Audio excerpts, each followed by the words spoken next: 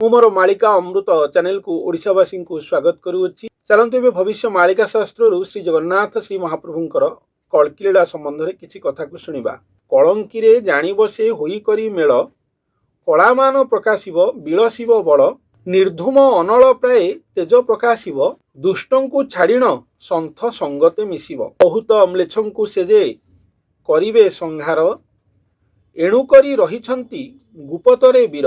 ବୌଦ୍ଧ ବିଦର୍ଭ ଧର୍ମରେ ଗୁପତରେ ଥିବେ, କାହାରି ସହିତ ସେହି ସମସ୍ୟା ନ ଦେବେ। ବହୁତ ସେ ପରିକ୍ରମ କରିବେ ଟିପୁଣ, ଯେ ରୂପେ ଗୁପତେ ଥିବେ ନ ଜାଣିବେ ଜନ। ଏହା ହେଉଛି ମହାପୁରୁଷ ଶ୍ରୀ ଅଚ୍ୟୁତାନନ୍ଦ ଦାସଙ୍କର ବାଲ୍ମୀକି କଳ୍ପ ଭବିଷ୍ୟ ମାଳିକା ପୁସ୍ତକ ପେଜ ନମ୍ବର 119ରେ ଏ କଥା ଉଲ୍ଲେଖ ଅଛି। କଳଙ୍କିରେ ଜାଣିବ ସେ ହୋଇ କରି ମେଳ। କଳଙ୍କି ଲୀଳାଖେଳା ଯେତେବେଳେ ଆସିବ ମେଳ ଘଟିବ। ମେଳ ଘଟିବ ମାନେ କ'ଣ? ନର ଅଙ୍ଗ ବା ଗୁରୁ ଅଙ୍ଗକୁ ସ୍ୱୟଂ ଠାକୁର ଆସିବେ। ଠାକୁର ଆସିବେ, ଠାକୁର ତ ସାଙ୍ଗେ ସାଙ୍ଗେ ଆସିବେ ନାହିଁ, ବା ଜନ୍ମରୁ ତାଙ୍କ ସହିତ ଠାକୁର ରହିପାରିବେ ନାହିଁ। ଠାକୁରଙ୍କୁ ଧାରଣ କରିବା ପାଇଁ ସେ ମହା ସାମର୍ଥ୍ୟ ଦରକାର, ସେ ସାମର୍ଥ୍ୟବାନ ପୁରୁଷ ଦରକାର। ସେଥିପାଇଁ ସେ ଭକ୍ତି ସାଧନା, ଶିଷ୍ୟ ସାଧନା, ସାଧକ ସାଧନା, ସବୁ ସାଧନାକୁ ଟପି ଗୁରୁ ସାଧନା ବୋଲି ସେ ଯେତେବେଳେ ସର୍ବସମର୍ଥ୍ୟବାନ ହେବେ, ସେତିକି ବେଳେ ଠାକୁରଙ୍କର ତାଙ୍କ ସହିତ ମେଳ ଘଟିବ। କିନ୍ତୁ ଏଠି କୁହାଯାଇଛି ଯେ କଳଙ୍କିରେ ଜାଣିବ ସେ ହୋଇ କରି ମେଳ। ମେଳ ହେବେ ମାନେ ସବୁ ମେଳ ଘଟିବ। ଯକ୍ଷ କିନ୍ନର ନାଗ ନର ଗନ୍ଧର୍ବ ଠୁ ଆରମ୍ଭ କରି ଦେବା ଦେବୀ ମହାଦେବତା ମହାଦେବୀ ସବୁ ମେଳ ଘଟିବ। ଶ୍ରୀ ଜଗନ୍ନାଥଙ୍କର ଅଟନ୍ତି ସେ ନିଳୟ, ଆଉ ନିଳୟ ବୋଲି କୁହାଯାଇଛି। ମୋହର ନିଳୟ ଭାବରେ ମନ କରି ପ୍ରମାଣ, ଆନନ୍ଦରେ ରୁହତୁ କହୁଅଛି ମୁଁ ଏ କଥା ଜାଣ। କଥା ଯେଉଁ ଭଗବାନଙ୍କ ଶ୍ରୀମୁଖ ବାଣୀ ରହିଛି, ମୋହର ନିଳୟ, ସେ ଭଗବାନଙ୍କର ନିଳୟ ହେଇଥିବେ। ନିଳୟ କହିଲେ ବାସସ୍ଥାନ ବା ଗୃହ। ଯେମିତି ଆମେ ଗୋଟେ ଗୃହରେ ରହୁଛେ, ତା ଆମର ବାସସ୍ଥାନ କୁହାଉଛି। ତେଣୁ ଭଗବାନ ଯେଉଁ ସ୍ଥାନରେ ରୁହନ୍ତି ତାକୁ ନିଳୟ ବୋଲି କୁହାଯାଏ। ତେଣୁ ଏଠି ନିଳୟ କଥା କୁହାଯାଇଛି। ତେଣୁ ମେଳ ହେବେ। କଳଙ୍କି ଖେଳାଳିଳା ବେଳକୁ ସବୁ ମେଳ ଘଟିବ। ସ୍ୱୟଂ ଭଗବାନ ଆସିବେ, ତାହା ଜାଣିପାରି ସବୁ ମେଳି ଘଟିବ। ଶକ୍ତି କଳା ମହାଶକ୍ତି ମହାକଳା ସର୍ବ ଦେବା ଦେବୀ ଯେତେ ଯୋଉଠି ସବୁ ଥିବେ, ଆସିକି ସେ ନର ଅଙ୍ଗରେ ମେଳ ଘଟିବେ। ସେଠି କୁହାଯାଉଛି କଳଙ୍କିରେ ଜାଣିବ ସେ ହୋଇକରି ମେଳ। ମେଳ ଘଟିବ, ଏଇଭଳି ମେଳ ଘଟିବ। କଳାମାନ ପ୍ରକାଶିବ ତାଙ୍କ ପାଖରେ। ତେଣୁ ଅସରନ୍ତି କଳା, ଅନନ୍ତ କୋଟି କଳାର ପରିପ୍ରକାଶ ଘଟିବ। ବିଳସିବ ବଳ, ତେଣୁ ସେ ବିଳାସ କରିବେ। ଯେମିତି କିଛି ଗୋଟେ ଲୋକ କିଛି ଟଙ୍କା ପାଉଛି, କରୋଡ଼ପତି ହେଉଛି, ଲକ୍ଷପତି ହେଉଛି, ବା ଅରବପତି ଖରବପତି ଯାହା ହେଉଛି, ସେ ତାକୁ ବିଳସୁଛି। ସେ ପଇସା ବା ସେ ଟଙ୍କା ପାଇକି ସେ ବିଳସୁଛି। ଆଉ କିଛି ଲୋକ କିଛି ବଳ ଶକ୍ତି ସାମର୍ଥ୍ୟ ଅର୍ଜନ କରୁଛନ୍ତି, ପାୱାର ବଳରେ ସେମାନେ ବି ବିଳସୁଛନ୍ତି। ଏଠି କୁହାଯାଉଛି ସିଏ ଯେଉଁ ପାଇବେ, ଠାକୁରଙ୍କୁ ପାଇବା ପୂର୍ବରୁ ବା ସ୍ୱୟଂ ଠାକୁରଙ୍କୁ ପାଇକି ଯେଉଁ କଳା ଶକ୍ତି ତାଙ୍କ ଦେହରେ ଯେଉଁ ପ୍ରକାଶିତ ହେବ, ବିଳସିବ ବଳ। ସେ ବଳ ମହାବଳକୁ ସେ ବସିକି ବିଳାସ କରିବେ, ବିଳସିବେ ବଳ ବୋଲି ଏଠି କୁହାଯାଇଛି। ନିର୍ଧୂମ ଅନଳ ପ୍ରାୟ ତେଜ ପ୍ରକାଶିବ।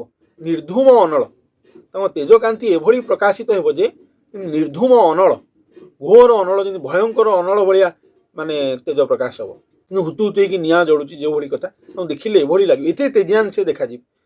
ଗୋଟେ ରାକ୍ଷସ ଜନ ଦୁଷ୍ଟ ଜନ ତାଙ୍କ ସାମ୍ନା ହେଇଗଲେ ସେ ଧ୍ୱଂସ ହୋଇଯିବ ଯେମିତି କଥା। ଦୁଷ୍ଟଙ୍କୁ ଛାଡ଼ିଣ ସନ୍ଥ ସଙ୍ଗତେ ମିଶିବ। ଦୁଷ୍ଟଙ୍କ ସହିତ ସେ ମିଶିବେନି। ସେ ଏଭଳି ଭାବରେ ଥାଇକି ବି ଦୁଷ୍ଟ ଜଣଙ୍କ ପାଖକୁ ଯିବେନି, ଦୁଷ୍ଟ ଜନ ତାଙ୍କ ପାଖକୁ ଆସିପାରିବେ ନାହିଁ, ସେ ଦୁଷ୍ଟଙ୍କ ସଙ୍ଗତେ ମିଶିବେ ନାହିଁ।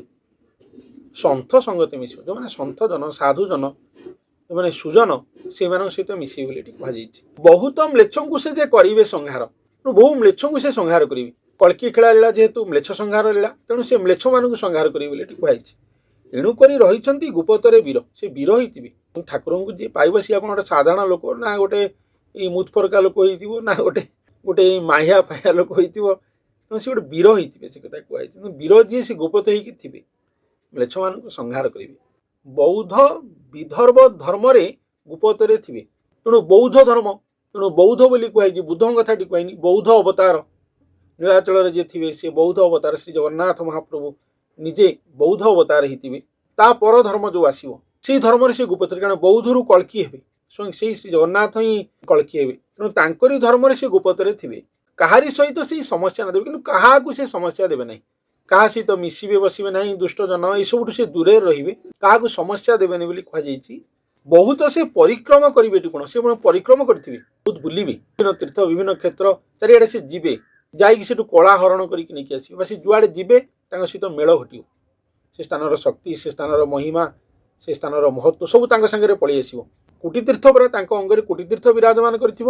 କାରଣ ତାଙ୍କ ଅଙ୍ଗକୁ ସ୍ୱୟଂ ଠାକୁର ଆସିବେ। ଠାକୁର ଆସିବା ପୂର୍ବରୁ ତାଙ୍କ ସହିତ ଏସବୁ ଜିନିଷ ଘଟିଥିବ। ସେ ବିଭିନ୍ନ ତୀର୍ଥ ବିଭିନ୍ନ ସ୍ଥାନ ସେସବୁ ଯାଇଥିବେ, ଏ କଥା ଏଠି କୁହାଯାଇଛି। କିନ୍ତୁ କାହାକୁ ସେ ଯାଇକି ସେଠି ସମସ୍ୟା ଦେବେନି, ଦୁଷ୍ଟଙ୍କ ସହିତ ମିଶିବେନି, ଏସବୁ ସେ କରିବେନି।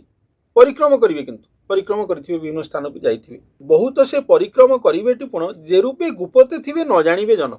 କିନ୍ତୁ ସେ ଏଭଳି ଭାବରେ ଗୁପତରେ ଥିବେ ତାଙ୍କୁ ଜନସାଧାରଣ ବା ତାଙ୍କୁ କେହି ଜାଣିପାରିବେ ନାହିଁ ବୋଲି କୁହାଯାଇଛି। ଏଇ କଥା ସୁନ୍ଦର ଭାବରେ ବର୍ଣ୍ଣନା କରାଯାଇଛି। ନିର୍ଧୂମ ଅନଳ ପ୍ରାୟ ତାଙ୍କ ତେଜ ବିକଶିତ ହେବ ବା ପ୍ରକାଶିତ ହେବ।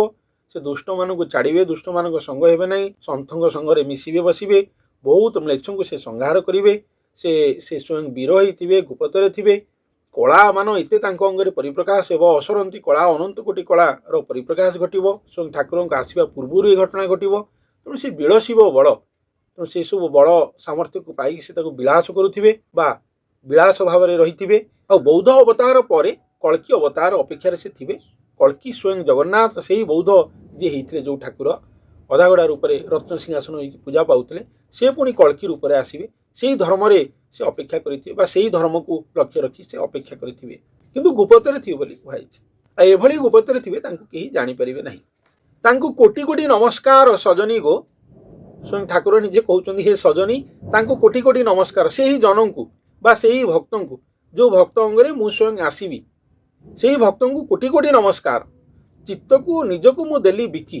ଠାକୁର ଯେମିତି ଭକ୍ତର ପଛେ ପଛେ ଭଗବାନ ଧାଆନ୍ତି, ଧାବମାନ ହୁଅନ୍ତି, ପଛେ ପଛେ ଗୋଡ଼ାନ୍ତି ବୋଲି କଥା ଅଛି। ତେଣୁ ଏଠି କୁହାଯାଇଛି, ଚିତ୍ତକୁ ନିଜକୁ ମୁଁ ଦେଲି ବିକି।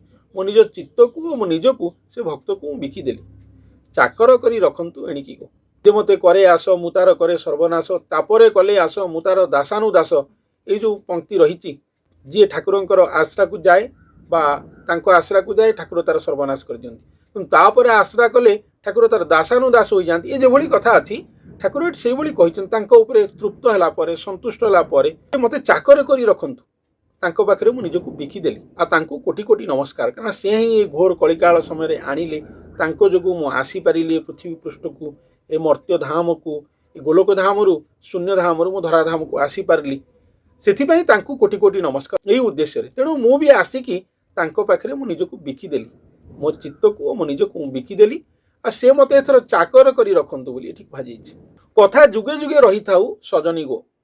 ଏ ସଜନୀ, ଏ କଥା ଯୁଗ ଯୁଗକୁ ରହିଥାଉ ଯେ ଏଭଳି ଜଣେ ମଣିଷ ଆସିବେ ବା ଏଭଳି ଜଣେ ମହାତ୍ମା, ଏଭଳି ଜଣେ ବ୍ୟକ୍ତିତ୍ୱ ଆସିବେ, ଯାହାଙ୍କ ପାଖରେ ମୁଁ ନିଜକୁ ମୋ ଚିତ୍ତକୁ ବିକିଦେବି। ତାଙ୍କ ପାଖରେ ଚାକର ପରି ରହିବାର ପ୍ରଲୋଭନ ବା ଆଶାୟିତ ହେବି ମୁଁ। ଆଉ ତାଙ୍କୁ ହିଁ ମୋର କୋଟି କୋଟି ନମସ୍କାର। ଏଇ କଥା ଯୁଗେ ଯୁଗେ ରହିଥାଉ ବୋଲି, ଏ କଥା ଯୁଗ ଯୁଗକୁ ରହିବ ଯେ ସ୍ୱୟଂ ଠାକୁର ଯିଏ ଦାସାନୁଦାସ ପାଲଟି ଯାଆନ୍ତି, ଯାହା କଥାରେ ଥିଲା ଏହା ସତ୍ୟତାରେ ପରିଣତ ହେବ। ଜଣେ ବ୍ୟକ୍ତିଙ୍କ ସହିତ ବା ଜଣେ ଭକ୍ତଙ୍କ ସହିତ ଏଭଳି ଘଟଣା ଘଟିବ, ଯାହା କଳ୍କି ଲୀଳାମୃତ ନାମରେ ନାମିତ ହେବ। କଳ୍କି ଲୀଳାଖେଳାରେ ଠାକୁର ଏଭଳି କରିବେ।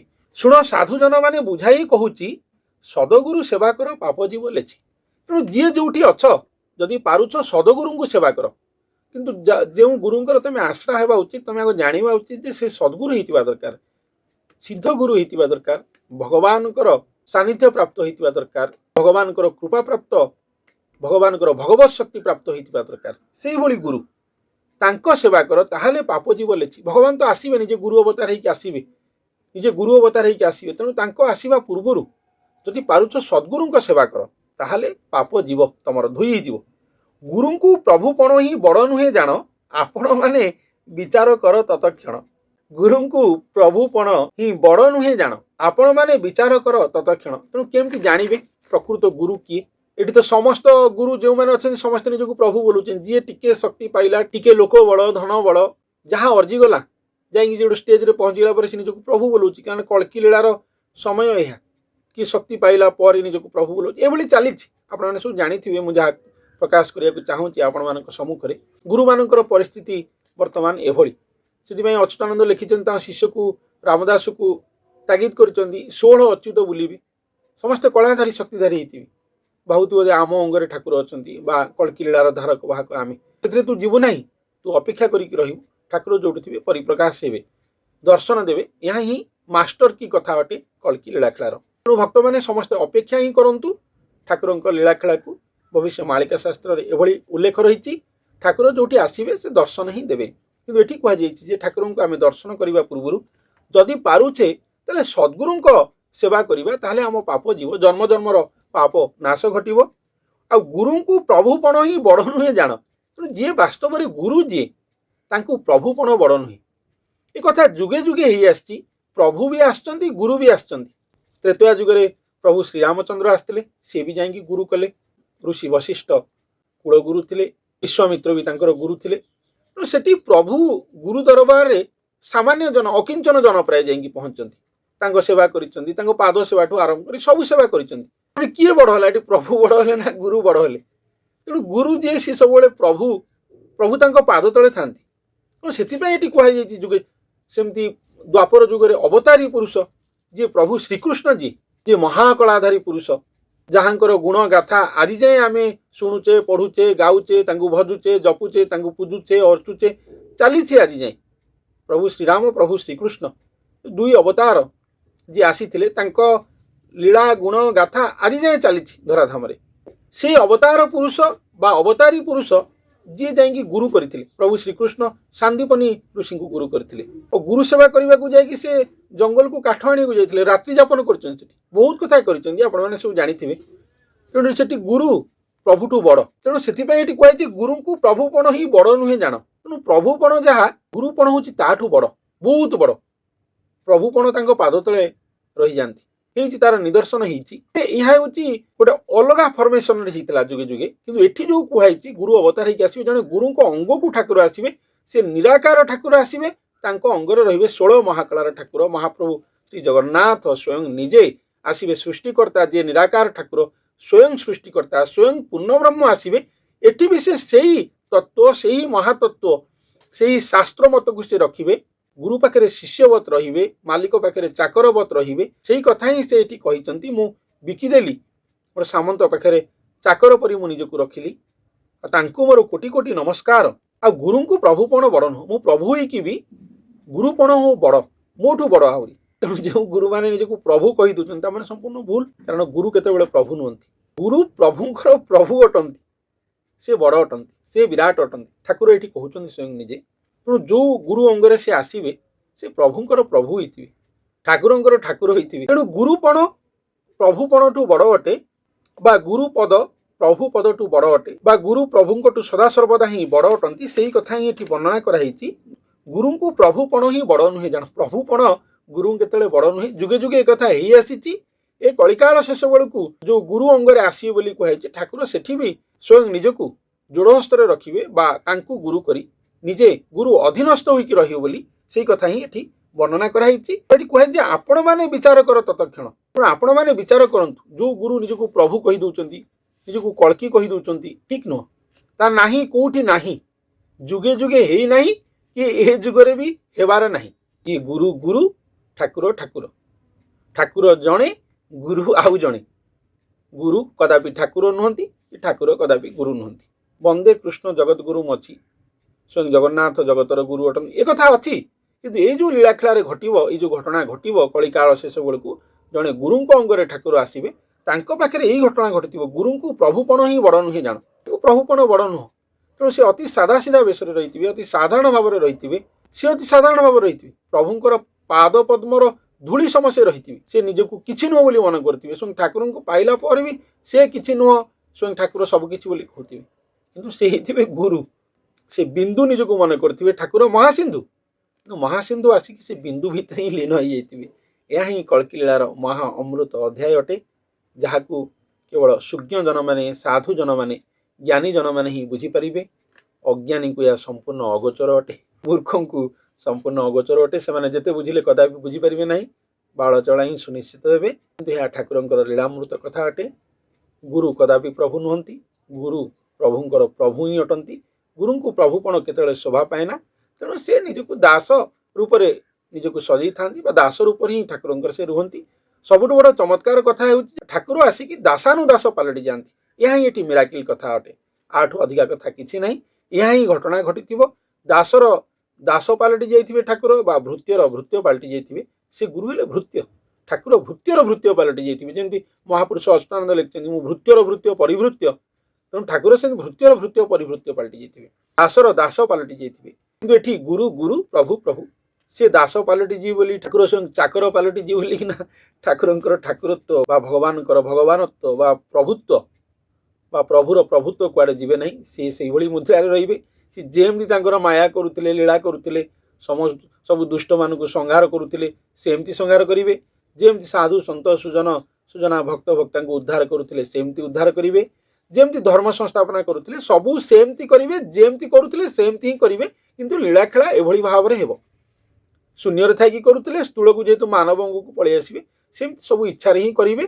मानव अवतार हो चलिए किंतु गुरु ठाकुर लीलामृत हो अध्याय घटव कल्कि लीलामृत घटव किंतु सर्वपर से गुरु को से परिचय देवाई प्रमाण देवाई से नर अंगरे उद्भाषित हेबे परिप्रकाश हेबे उद्घाटन घटव दर्शन लीला घटव मानव अंगरे स्वयं ठाकुर समस्ते दर्शन करेंगे एभली घटना महा आश्चर्यकर घटना घटव जहाँ पृथ्वी देखिकी सचराचर स्तब्ध हेब जान कथा उल्लेख रही तेणु एभली घटना घटव कि पूर्व ये कहुई जदि पारुछु शुण साधुजन मैंने बुझाई कहूँ जदि सद्गुरु पाइच जीवन जदि सी आसिक जुटिचंती सानिध्य हो जेकोसी बाटर हो जदि पाइच सेवा कर पाखे शरण जाओ सुनिश्चित तुम पाप लेखिज तुम पाप हटिज यह भी एठारे वर्णना कराई सुंदर भाव में आम ओडिशार पंचका माने आमर पूर्वज माने ठाकुर किभली आसिबे किभली लीलाखेला करिवे ताहाकु वर्णना करि जाइछन्ति तेबे ताहाकु उचित रूप से बुझिबा ही दरकार तेबे बुझिबा पई भी गुरु दरकार शास्त्र को सेमती मनमानी करी पढ़िले बुझी हेबो नहीं भविष्यमालिका तो कदापि बुझी हेबो नहीं भविष्यमालिका को बुझिबा पई संपूर्ण गुरु शरणापन्न दरकार सद्गुरुंकर तो निहाती आवश्यक अटे ताहाले तांको कृपारु भगवानकर आशीर्वाद कृपारु किछिटा जानी हेबो बुझी हेबो नहीं तो निजको निजे पढ़ी बुझी किसी भविष्यमालिका को बुझी होनी मु जानिबारे भविष्यमालिका संपूर्ण महाप्रभु श्रीमुख बाणी अटे संपूर्ण पंचकांगर ठारगार लिखन अटे जहाँ एवं भी एक रहस्यमय भितर रही से रहस्यर नायक जदिओ महाप्रभु श्री जगन्नाथ अटंती एवं भी से गुप्त गुप्त गुप्त महागुप्त जमी ब्रह्मज्ञान गुप्त गुप्त महागुप्त सेमती स्वयं महाप्रभु एवं भी गुप्त गुप्त महागुप्त अच्छी केवे से परिप्रकाश हेबे से केउठी परिप्रकाश हेबे केबेठु से आसिलेणी केमिति से अछंती नर अंग संग से केमिति हेकि अछंती तांकु किए देखिछि किए न देखिछि भविष्यमालिका तो कहूँ तांकु केही जानि नथिबे ब्रह्मा हरं को से अगोचर होइतिबे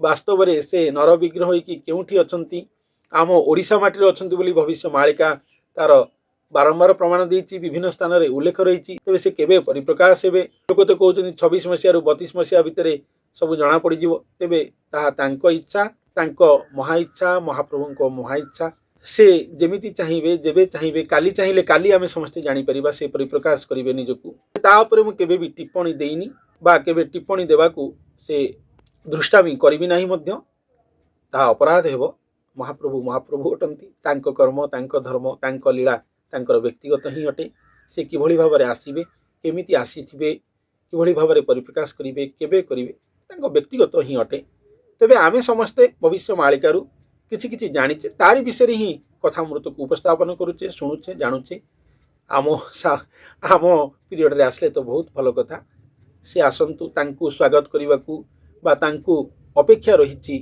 बा तांकु अपेक्षा करिछि खाली आमे नुह साधारण मनुष्य नुह ये धरासरा ससागरा ये सचराचर ये छपना कोटी जीव जंतु समस्ते तांको अपेक्षा ही अपेक्षा से श्री महाप्रभुंकर पाद पद्म तले कोटि बार प्रणाम करी और से दिव्य गुरुदेवंकर पाद पद्म तले कोटि कोटि बार प्रणाम करी मु मोर आज अध्याय को एठारे ही सांग करूछि।